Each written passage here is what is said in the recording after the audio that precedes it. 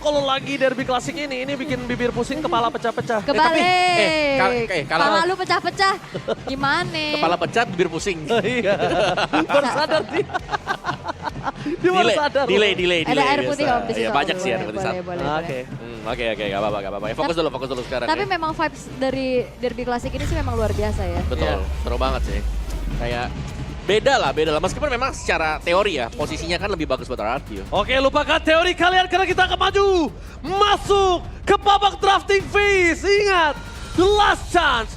Siapa saja yang memenangkan game ini akan mentuliskan kemenangan derby klasik ke-33 di catatan history EPL.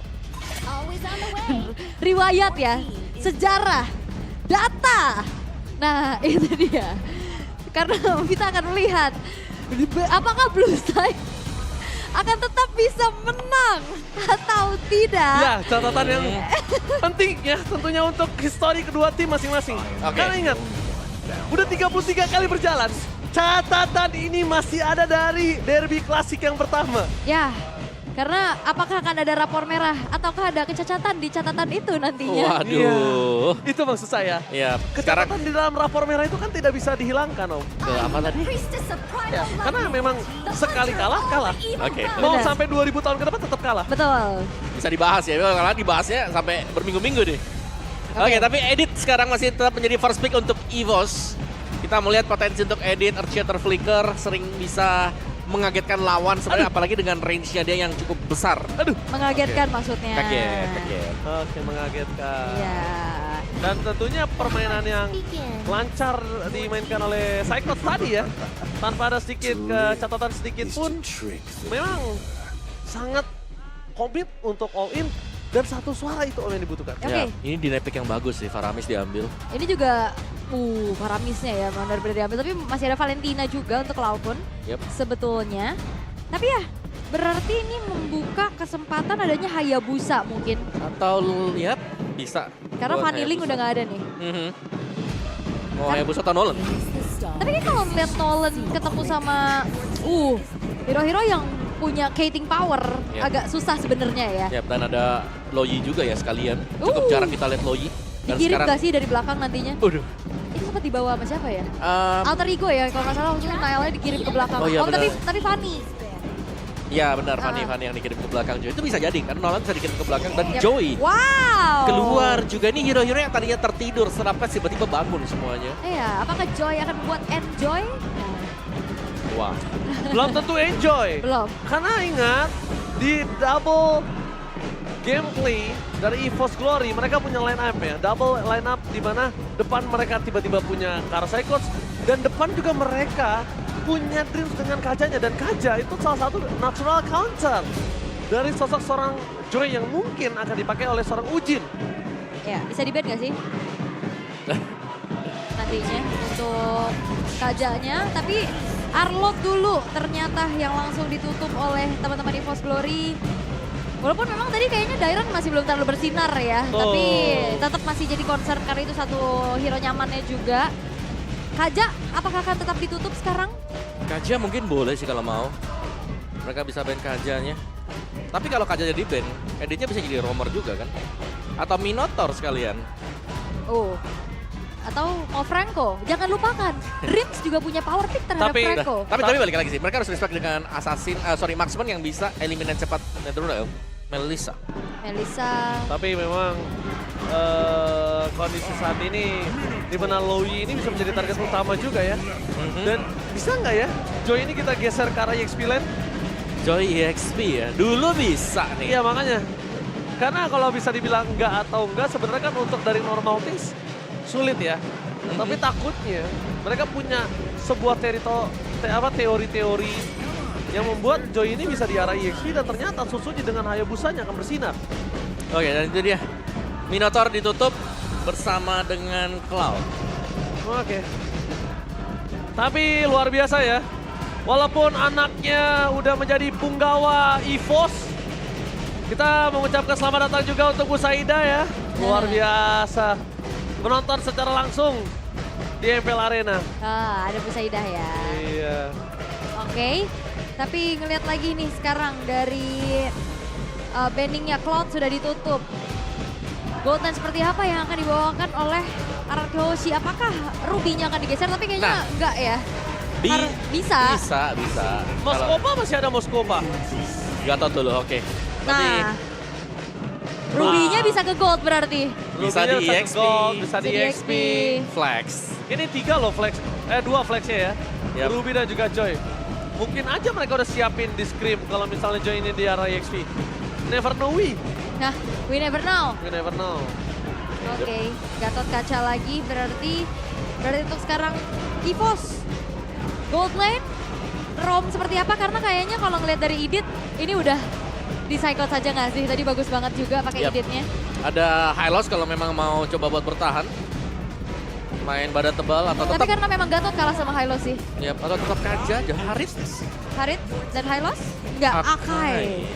Oh, itu memang kayak lumayan sering ya kita lihat dari EVOS Glory bawa Akai untuk ngelawan dari Betul, Faramis. betul, Tapi betul. apakah cukup untuk bisa mengunci pergerakan dari Joy? Kalau Joy-nya enggak ya jelasnya. Karena untuk Joy yang sekarang ini kelihatannya Joy-nya bakal bebas. Ini nggak bakal ada yang bisa nangkepin si Joy. Cuman ya heavy spin jelasnya nanti akan punya 2 tugas yang cukup penting. Selain daripada menjauhkan dan kemudian membuyarkan, harus bisa menjauhkan Joy-nya. Moskov. Pick untuk Moskova seperti yang terpredicted dan itu dia. Di mana Joy-nya tetap akan menjadi jungler. Mereka tidak ada suppress dan bahkan Moskov dari seorang Natsuko. Natsuko dari pertama muncul kehadirannya di laga profesional. Itu aku memang melihat dia power banget dengan Harit yang dia miliki. Harit ya. Sangat-sangat PWR. Oke. Sangat-sangat apa? PWR. PWR. Halo Pak Riki. Wah, Nah, momen langka. nah, ini juga Saya harap ya. Aha. Dari bos-bos EVOS juga bisa nonton. Mhm. Karena dulu MPL awal-awal tuh bos-bos tuh selalu nonton di depan semua. Yep, Seru banget itu. seru ya. Tapi yang tidak kalah seru adalah game yang ketiga. Match point untuk kedua belah tim di Derby Klasik ke-33. Alright, the last chance. Siapakah yang akan mengukir kemenangan di laga Derby Klasik ke-33? Apakah EVOS Glory? Apakah RRQ Hoshi? Soebel Arena, mana tepuk tangannya? Let's go to the lead of down. Walaupun memang tadi dari audience prediction, dari talent prediction, ini semua mengarah ke RRQ Hoshi. Tapi ya kesempatan masih tetap ada, Yep. terutama dengan EVOS Glory yang mereka udah bangkit di game yang kedua dan sekarang mereka akan membuktikan kembali mampukah ini bisa membuat Derby Klasik ke-33 ini milik dari EVOS Glory. Ya, karena ternyata ada celah juga untuk mengalahkan RRQ Hoshi tadi di game yang kedua. Yes. Dan kalau kita melihat dari, balik lagi ya buat emblemnya Moskov dengan basic common emblem. Dan juga ada Tenacity di sana. Jadi bermain dengan cukup defensif ternyata untuk Skylar. Lebih akan mengincar untuk item yang jadi nanti di mid game. Yap. Dan ternyata ngelihat dari Gatot kacanya yang di EXP ya. Kita nggak ngelihat dari Gatot kaca untuk Idok. Digeser dan Idok tetap dengan adanya satu power pick-nya itu adalah Ruby. Yep. Yang sering banget menjadi satu sosok momentum ya yang bisa dipegang. Oke, Dikejar. tapi Flicker menuju ke arah seorang Dreams. Ujin mencoba untuk melakukan pengejaran di depan sana, tapi kayaknya masih terlalu jauh dan terlalu mahal ketika dia harus membuang banyak banget. Dan itu ketika Natsuko win rate-nya tidak cukup baik. Anavel juga. Anavel yang sangat Anavel tidak juga baik sama, ya. tapi ya memang balik lagi mau win rate kalah atau win rate menang semua bisa pecah di sini. Ya, tapi aku pengen lihat Dairon dengan Gatot Kaca sebenarnya ini apakah debut untuk dia juga nih. Buat mainin Gatot Kaca EXP dan benar ya, karena cukup jarang melihat Gatot Kaca ada di EXP apalagi di season 14 sekarang. Mayoritas itu bermain sebagai roamer. Yap, buat megangin. Tapi ya balik lagi mungkin dengan adanya Ruby yang udah comfort banget buat Idok ya. Yep. Jadi dimanfaatin aja, tapi Turtle yang pertama sekarang udah mulai di setup nih sama Anavel dan juga Cloudkun. Oke, tapi nampaknya Psychots memberikan informasi di sana ada seorang Ujin, Avatar of Guardian, menangkap ke arah depan, tapi berhasil dilindungi para pasukan dari tim RRQ. Mereka hampir saja kehilangan sosok dari seorang Ujin. Mundur ke arah belakang walaupun kehilangan ke arah power of retribution, tapi membuat Psychots menjadi power di area EXP lane. Benar-benar tidak bisa dibendung. Psychots dengan editnya terlalu kuat, zoning out-nya benar-benar berhasil. Sebenarnya EVOS Glory mereka selalu bisa dapetin keunggulan di early game. Betul. Dan ini terlihat lagi dengan turtle yang mereka kantongi. Terlihat juga dengan Avatar of Guardian yang lumayan tadi kecepatan. Dengan Rhythm of Joy juga. Yep, yang sudah di-trigger Electrifying duluan ya. Beats, iya. Betul. Dan memang sangat sulit, apalagi heavy spin-nya ini bisa menjauhkan Joy juga. Joy tanpa anti-CC berat. Udah enggak kan ya? Betul, udah nggak sama sekali. Cuman menetralkan lah kalau dia kena slow movement speed bisa tiba-tiba netral kalau ada Electrifying Beats. Oke. Oh, Idok. Oke, Idok masuk ke dalam perangkap para pasukan dari Sang Macan. Paramis dengan Netherrealm mencoba untuk menyelamatkan ke arah seorang Idok, tapi nampaknya gagal. Informasi yang didapatkan dengan adanya first blood di tangan dari seorang Anafel membuat tim RRQ kembali lagi kehilangan daya dobrak di early 1000 gold difference. Wah, ini EVOS Glory mode sprint ya kayaknya. Benar-benar mereka bangkit dengan begitu kerasnya juga. Dengan 1200, bahkan ini adalah early game yang sangat-sangat dipegang sama EVOS Glory nih. Anafel dengan perbedaan kalau ngeliat dari Nolan. Oke, mereka menangkap sosok dari seorang Anafel dengan Guts yang coba di depan sana. Tapi nampaknya Cyclops mencoba meng-cover dengan sangat cepat. Kapten kita datang, berhasil melakukan cover dan membuat Anafel bertahan hidup di depan sana. Hampir saja kehilangan point kill dari seorang jungle. Dan kalau dia kehilangan dalam kondisi seperti ini, kemungkinan besar di Turtle dia nggak punya. Yep. Purple. Ini beda cerita ya. Kalau ngeliat dari nasib Nolan dari Sutsujin tadi di game kedua susah. Yep. Ini kayaknya cukup aman sekarang. Naik, win rate-nya naik. Naik 5%. Naik 5%. Oh, Dairon. Set win rate. Dairon menjadi pilihan utama. Raven telas di depan sana. Berhasil menyelamatkan Dairon. Waktu buying time yang berhasil diberikan. Tapi tidak membuat para pasukan dari tim RRQ bisa memastikan mendapatkan ke arah Turtle. Kalau zoning out dengan adanya Purple yang udah pop up dari tim EVOS. Ini dirusuh sama Dairon. Yep. Ini mereka butuh untuk dapetin purple dulu sih. Sementara turtle-nya sudah mulai di start juga. Dairon lihat. EXP yang sudah meninggalkan EXP lain mereka berdua nih. Betul sekali. Tapi dengan adanya kondisi buying time yang dilakukan para pasukan dari tim EVOS, mereka akan siap kembali memperebutkan Turtle mereka yang kedua dengan kondisi yang full lineup dan juga full power. Ya ini udah ready sih dari Netherrealm, Avatar Guardian, Psychots. Psychots, gagal predicted yang mereka lakukan. Ini bencana diteriakan kembali nampaknya di lane of down, membuat para pasukan dari tim RRQ Hoshi kali ini akan coba gantian melakukan takeover. Tapi sabar lagi kayaknya dari kedua belah tim, mereka nggak mau buru-buru. Tapi bakal dicepetin kayaknya sekarang. Oh, dicepetin. Target mereka menunjukkan Idok. target di depan sana, tapi nampaknya Idok menjadi target utama. Dia tinggal pergerakannya, Sutsujin free hit ke arah belakang. Dengan ada kondisi dari Rift, porak-porandakan para pasukan dari tim RRQ. Yang akhirnya mereka harus kehilangan Idok lagi. Yes, dan juga Netherrealm akhirnya dibuka untuk cover Idok, tapi nggak berhasil. Dan ini ngebuat kerugian banyak dialami oleh RRQ Hoshi, walaupun Skylar mencoba untuk menukarkan kerugian tersebut dengan adanya alter turret di bottom lane. Sekali. At least ada pertukaran ya. Yang bisa dilakukan juga meskipun tadi ada Spare of Destruction yang kena. Tapi Skylar tidak muncul sama sekali juga. Dan tetap Anafel masih sanggup untuk melakukan satu buat trade. Dan kembali RRQ Hoshi diberikan pilihan apakah akan meneruskan untuk bottom lane. Oke. Assalamualaikum Kak. Uti, terima kasih udah datang ke MPL ID Extremer. Ya ampun. Nah, kalian bisa kunjungi nih channel official streamer MPL ID ini ada EVOS Alisa. Halo. Masih belum sadar. Kita lihat ya, kagetnya kayak apa nih.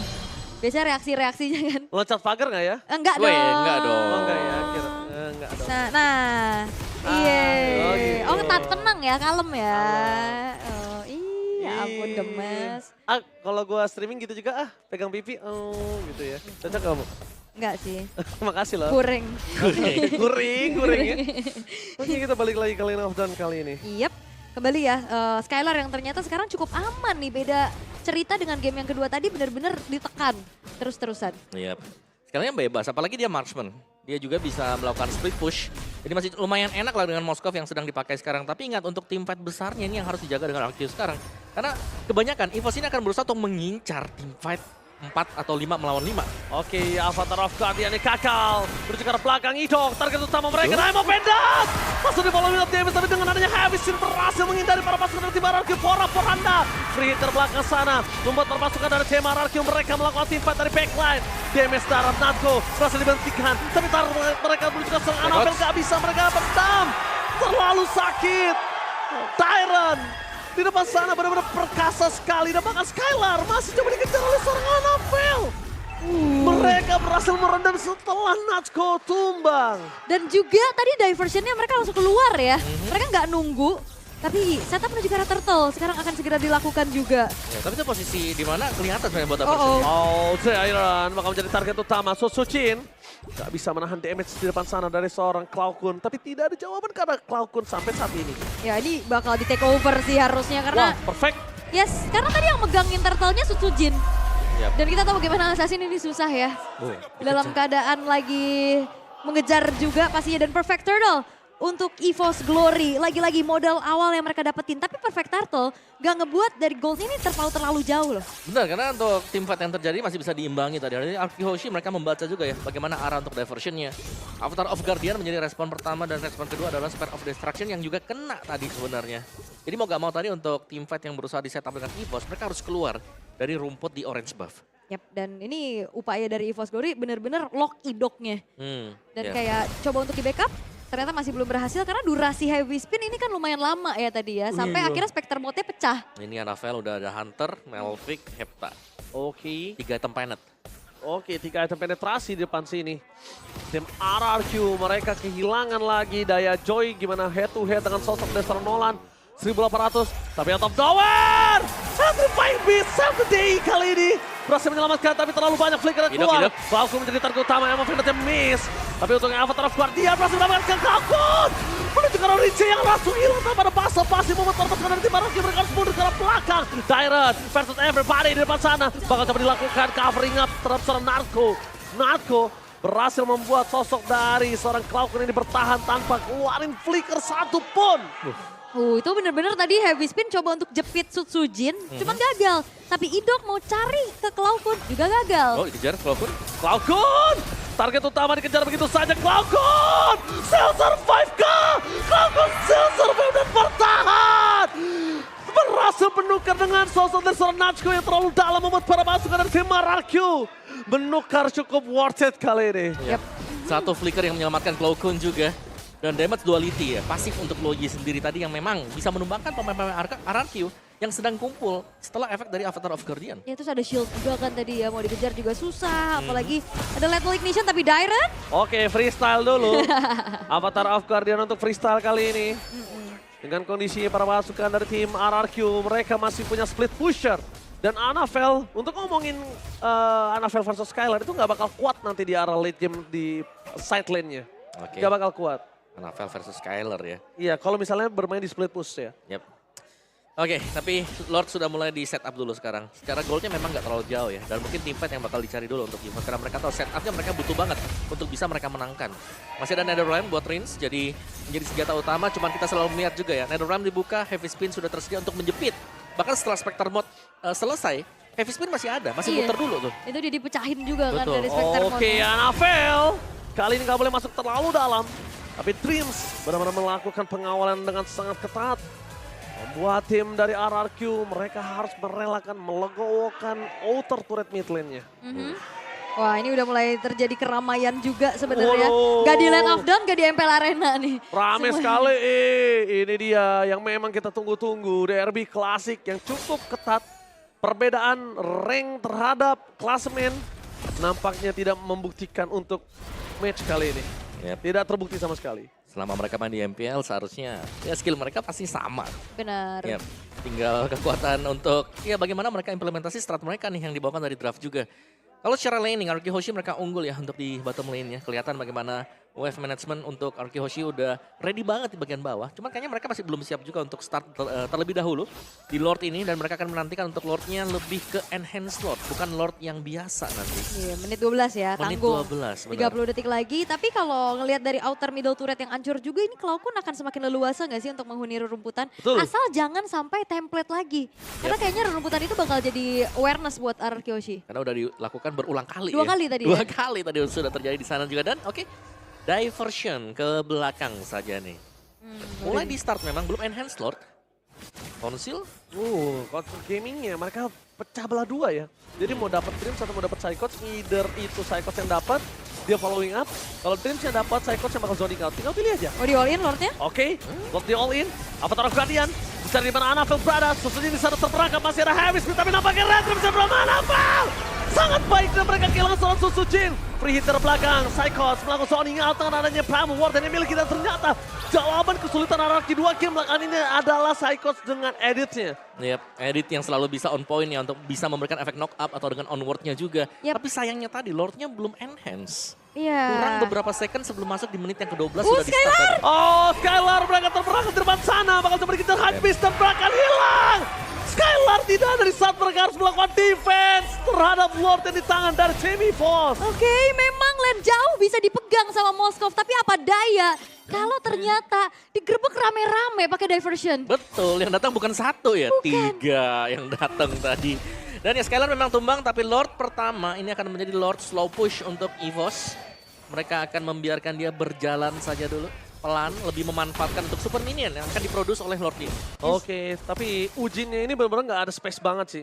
Kalaupun dia mau main, dia harus benar-benar flank jauh banget. Ul. Dan sekarang, siapa yang akan follow up flanking yang dilakukan oleh seorang Sosujin? Karena susah juga ya, apalagi kalau ngelihat dari targeting Avatar of Aduh, Guardian. dikejar habis. Oke. Kali ini untung aja momentum berhasil didapatkan oleh Sujin untuk keluar dari zona top lane mereka. Oh, Lordnya masih bisa di defense. Tapi itu dia, kalau ngelihat bedanya, mungkin serangan kejut bisa dilakukan sama EVOS Glory. Bukan cuma dari editnya, tapi yaitu dari diversionnya. Beda sama Avatar of Guardian yang ada bayangannya dulu nih. Jadi Kelihatan bisa ya. dihindari kan tadi. Betul. Udah mungkin hitungannya 1, 2, oke. Widok dan juga Rins. Oke. Dan seperti biasa, Psychos, kapten kita benar-benar memberikan pressure. Dan dari tadi, dari 2 game terakhir, Psychos menjadi sebuah masalah. Lihat, di depan sana, Psychos yang akan sangat menjadi masalah utama untuk RRQ. Primal Wardnya terlalu sakit, untuk head-to-head Skylar juga nggak bakal kuat. Tapi defensifnya terlalu tinggi. Dan untuk mau tumbangin frontlinernya, mereka terlalu berat. Kan Dreams ngabisin seluruh fondasi yang dimiliki dari tim RRQ. Ya menurut dari EVOS mereka nggak boleh berbuat kesalahan juga sih. Sering kita melihat sebenarnya untuk match-match sebelum dari EVOS ini. Mereka open initiate, tapi ternyata mereka yang dibalikan. Tapi kita belum melihat hal tersebut terjadi.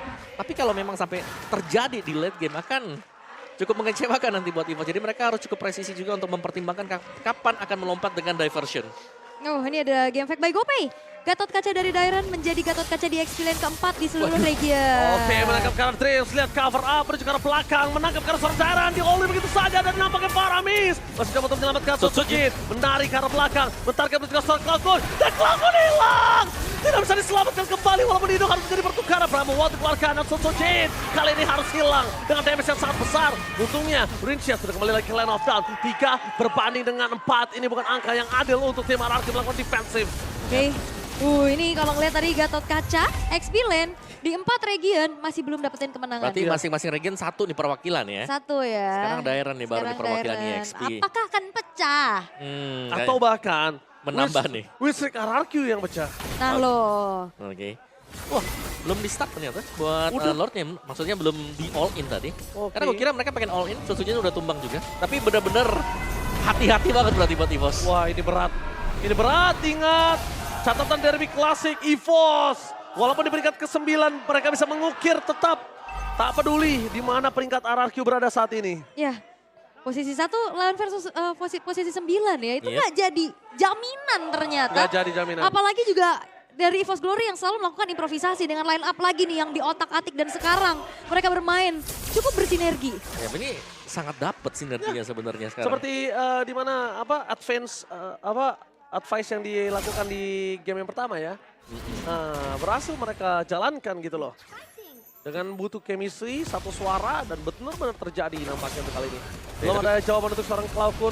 Damage dari Cloud9 masih terlalu besar, tapi free hit ke arah belakang dari sosok seorang Skylar terlalu sakit. Dreams terlalu dive in. Avatar of Guardian untuk defensive, Dreams terperangkap. Mereka kehilangan immortality. Tapi Natsko dengan Summon Force sudah dikeluarkan menarget begitu saja. Dreams hilang. Dengan adanya sosok dari seorang Natsko tidak bisa dihentikan. Free hit ke arah seorang Eagle. Tepakan one last hit, Tyrant. Kali ini berhasil mendapatkan Nana Fel, berhasil memulangkan para pasukan dari tim RRQ. Nggak ada Skylar, hanya tersisa Sojin dan Rins bersama dengan seorang Idol yang akan mempertahankan base mereka.